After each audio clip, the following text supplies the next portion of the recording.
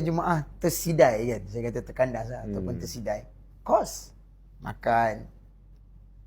Saya ingat bos saya masa tu dia pump duit untuk 1 malam saja. Kita stranded 2 malam, 3 hari 2 malam. So second malam tu Ustaz Firdaus sponsor. Okay. Kan first malam tu dia sponsor dah, dan bos saya pun sebut kalau nak extend lagi saya dah tak ada dana, saya dah tak ada fund. Ada juga jemaah yang pakai duduk sini kan? 4 orang. 4 orang kan? Saya 43. 4 orang dia fly, dia kata ada urusan urusan anak apa semua. So bila saya terima, so saya cakap kat bos, saya nak buat crowdfunding. Saya kata macam tu. Tak boleh ni. Sebab masa tu hari Sabtu. Malam tu sepatutnya terbang. Saya kata 6.30 kalau tak ada berita tentang besok.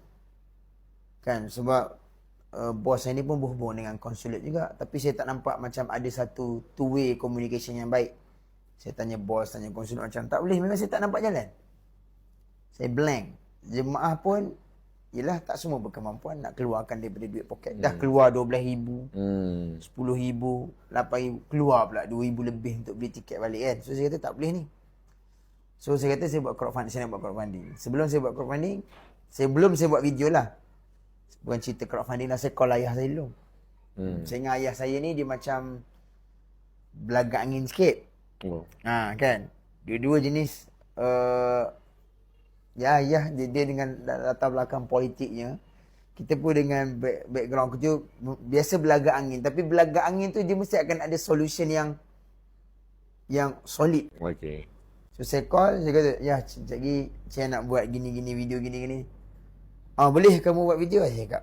Tapi kamu kena panggil jemaah turun. Saya kata panggil jemaah turun pula. Antu ingat kamu skema. Tak, saya nak buat gini-gini, saya present je. Saya bagi tahulah ni.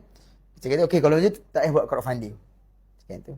Saya buat video biasa je. Macam video, bukan nak buat collection duit masyarakat.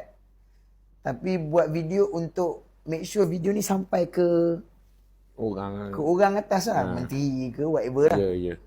Kalau kamu nak buat macam tu, okey lah. Tapi kamu kena ingat ada risiko dia terkeri semua. Kamu kena ambil risiko ni. Saya kata, tak apa, Cik ambil risiko tu. Tu ayah berkata, tak apalah, bismillah buat.